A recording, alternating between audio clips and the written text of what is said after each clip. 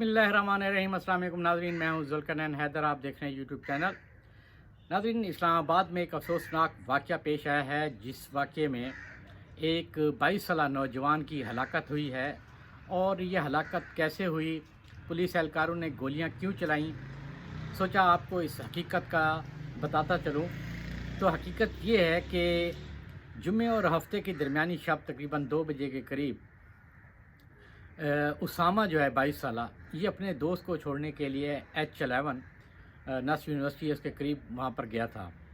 और उसी टाइम पे कंट्रोल पे मैसेज चला कि जनाब एक घर में 4 से 5 डाकू घुसे हैं और वो डकैती करके फ़रार हो रहे हैं और ऑल्टो गाड़ी पे सवार हैं। तो जिसके बाद नाकाबंदी शुरू कर दी गई और कश्मीर हाईवे के ऊपर भी जो इंसदाद दहशतगर्दी फ़ोर्स के एहलकार हैं, ये भी उसी एरिए में मौजूद थी। इनको भी इत्तला मिली तो एक आल्टो गाड़ी आ रही थी, उसको इन्होंने रोकने की कोशिश की तो वो गाड़ी नहीं रुकी और गाड़ी जो है मुसलसल आगे चलती रही। जब कश्मीर हाईवे के पास वो पहुंची है, तकरीबन ये G10 के करीब बनता है वाक़या, जो कि थाना रमना का इलाका है, वहाँ पर पुलिस एहलकारों की जानिब से मुसलसल फायरिंग शुरू कर दी गई। और फायरिंग के नतीजे में पता चला कि जी उसमें एक नौजवान है और वो मौके पर ही दम तोड़ चुका है, क्योंकि उसको तकरीबन 6 गोलियां लगी हैं। 4 जो गोलियां हैं वो पीठ पर लगी हैं, एक गर्दन के करीब लगी हैं और एक जो है वो बाजू के करीब लगी है, जिस तरीके से कि छू के गुजर जाती है। मगर साइडों से भी गोलियां लगी हैं, यानी 22 गोलियां मारना कोई मामूली बात नहीं है। उस वो तमाम वाक़या हो गया। उसके बाद पोस्टमार्टम आया, सारे हक़ाइक़ सामने आए तो पुलिस एहलकारों को फ़ौरी तौर पे गिरफ़्तार किया गया। तो पुलिस एहलकारों ने अपना जो इब्तदाई बयान दिया वो यही दिया कि जनाब हमने मशकूक समझ के इसको चेज़ किया, इसको रोकने की कोशिश की, मगर ये नहीं रुके हैं। उसके बाद जो है हमने टायरों को ब्रश करने की कोशिश की, मगर चलते हुए टायरों को ब्रश करना इतना आसान नहीं था और गोलियां जो हैं वो ऊपर जाके लगी हैं कि इस तरीके से लगी हैं कि पीछे से पीछे वाली जो शीशा है गाड़ी का, वहाँ से हिट हुई और अगले विंड स्क्रीन से वो गाड़ी निकली है। तो आप उन तस्वीरों को भी देख सकते हैं कि 3 गोलियां जो हैं वो विंड स्क्रीन से निकली हुई हैं, बाकी साइडों पे भी, गाड़ी के साइड पर भी मौजूद है। ये अफसोसनाक वाक़या हुआ है। अब जो उसामा के वालिद हैं, उन्होंने एक और इंकशाफ कर दिया। उन्होंने ये इंकशाफ किया है कि मेरे बेटे का पुलिस एहलकारों के साथ एक रोज़ पहले झगड़ा हुआ था और मुझे उन्होंने कहा था कि हम तुम्हें मज़ा चखाएंगे। और जो FIR भी दर्ज कराई है उसमें भी उन्होंने ज़िक्र किया है कि जी ये 5 एहलकार हैं और इन्होंने मनसूबाबंदी के तहत मेरे बेटे को नाहक कत्ल किया है। तो पुलिस ने उनकी दरख्वास्त पर मुकदमा भी दर्ज कर लिया है और मुकदमा 780A कत्ल की दफ़ात के तहत दर्ज किया है। अब यहाँ पे नाज़रीन सवाल ये पैदा होता है कि ऐसा वाक़या होता ही क्यों है।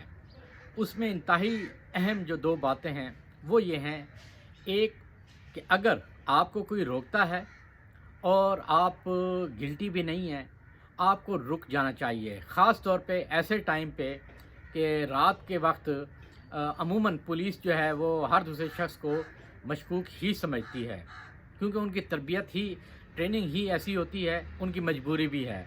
तो अगर आपको कोई रोकता है तो यकीनन रुक जाना चाहिए। मगर यहाँ पे पुलिस एहलकारों ने बुनियादी तौर पे गलती क्या की है?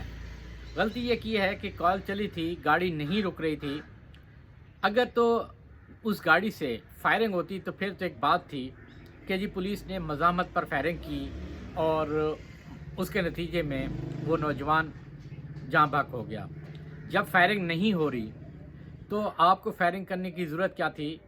आप और भी गाड़ियां मंगवा के उसको किसी न किसी नाके के ऊपर, सॉरी नाके तो ख़त्म हो चुके हैं, किसी न किसी मोड़ के ऊपर गाड़ियां उसको घेर सकती थीं, उनको रोका जा सकता था, मुसलसल उसको चेज़ किया जा सकता था। जब कोई फायरिंग नहीं हो रही तो फायरिंग, अगर ये फायरिंग ना की जाती तो ये यकीनन इंसिडेंट भी ना होता और इदारे की भी बदनामी ना होती, ना ही उन एहलकारों के लिए मुसीबत बनती। उसको रोका जा सकता था, रोकने के कई तरीके मौजूद हैं। मगर ये भी हकीकत है कि एहलकारों ने ایک جو یہ موقف اختیار کیا تھا کہ جناب ہم نے ٹائروں کو نشانہ بنایا اور غلطی سے گولی لگی ہے، یہ بھی بات غلط ثابت ہوئی ہے۔ یہاں پہ بھی پولیس اہلکاروں نے جھوٹ بولا ہے، انہوں نے فائر ہی سیدھے کیے ہیں اور جس کے نتیجے میں اس نوجوان کی موت ہوئی ہے۔ ٹائروں پہ اگر نیچے یہ برسٹ کرتے تو یقیناً گاڑی بھی رک جاتی، حادثہ ہو سکتا تھا، بٹ اتنا بڑا حادثے سے جو ہے بچا جا سکتا تھا، مگر اہلکاروں نے بھی اپنے اختیارات سے تجاوز کیا ہے اور ابتدائی طور پہ جو تفتیش ہوئی ہے اس میں یہ چیز ثابت ہو گئی ہے کہ پولیس اہلکاروں نے غلط کیا، ان کو فائرنگ نہیں کرنی چاہیے تھی، اور اگر فائرنگ کرتے تو ٹائروں پہ فائرنگ کرتے، مگر انہوں نے سیدھا نشانہ بنایا ہے۔ اور دوسری طرف جب اسامہ کے والد ندیم ستی صاحب کا موقف آیا ہے تو پھر یہ کہانی اور بھی زیادہ کھل گئی ہے کہ جناب یہ کوئی ذاتی جو نوعیت کا معاملہ تھا اور اس کو جو ہے اس واردات کے نتیجے بھینٹ چڑھا دیا گیا ہے۔ مگر اہم جو ایک سوال ہے کہ کیا اگر یہ ذاتی نوعیت کا معاملہ تھا تو کیا یہ بھی حسن اتفاق ہے کہ رات کے 2 بجے ڈکیتی کی کال چلتی ہے، اور یہ بھی حسن اتفاق ہے کہ وہ اپنے دوست کو وہاں چھوڑنے جاتا ہے؟ کیا یہ بھی حسن اتفاق ہے کہ وہی اہلکار جن سے جھگڑا ہوا وہی راستے میں کھڑے ہیں اور اس کو چیز کر رہے ہیں؟ یہ جو سوالات ہیں یہ بھی انتہائی اہم ہیں، ان چیزوں کو بھی دیکھنا پڑے گا کہ اگر ادھر سے الزامات لگ رہے ہیں تو کیا واقعی ہی ایسا ہے کہ ذاتی طور پر ایک منصوبہ بنایا گیا اس نوجوان کو مارنے کے لیے؟ ذاتی جھگڑا کیا تھا؟ ان کے والد نے بھی نہیں بتایا کہ یہ ذاتی جھگڑا کیا تھا، کس وجہ سے ان کی طلع کلامی ہوئی تھی، کیونکہ جو ایف آئی آر میں بھی لکھا گیا ہے کہ 1 روز پہلے ہوئی تھی اور پھر اس کے بعد یہ واقعہ ہو جاتا ہے۔ بہرحال افسوسناک واقعہ ہے، اس کو ایسے واقعات سے بچنے کے لیے اسلام آباد پولیس کو بھی نئے سرے سے منصوبہ بندی کرنی ہوگی، نئے ہدایت نامہ بھی جاری کرنا ہوگا کہ ایسی صورتحال سے بچا جا سکے، کہ خاص طور پہ پوری کوشش کی جائے کہ اگر اس میں کرمنل بھی ہوتا تب بھی اس کو روکنے کی کوشش کی جاتی، نہ کہ فائرنگ کی جاتی۔ روکنا بہت آسان ہے، کہاں تک بھاگ کے جا سکتا تھا، ایک گاڑی پیچھے تھی تو 3 گاڑیاں اور بھی آ سکتی تھیں کہ اس روڈ کے اوپر، اور سیف سٹی کے ذریعے بڑے طریقے ہیں۔ مجھے یاد ہے کہ ایک گاڑی چوری ہوئی تھی تو سیف سٹی کے طریقے سے انہوں نے اس گاڑی کو فوری طور پہ گھیر لیا تھا اور گاڑی پکڑی گئی تھی، تو اس نوجوان کو بھی پکڑا جا سکتا تھا بجائے اس کے کہ فائرنگ کی جاتی۔ ناظرین، یہ افسوسناک واقعہ تھا، سوچا آج میں آپ کو اس کی ڈیٹیل بھی بتاؤں اور اصل ہوا کیا ہے وہ بھی۔ انشاءاللہ آئندہ اور بھی اگر اس قسم کی کوئی سٹوری ہوئی تو اس سے بھی آگاہ کروں گا۔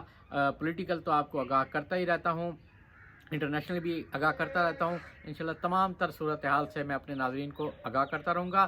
اگلی ویڈیو کے ساتھ پھر حاضر ہوں گا، تب تک کے لیے اللہ حافظ۔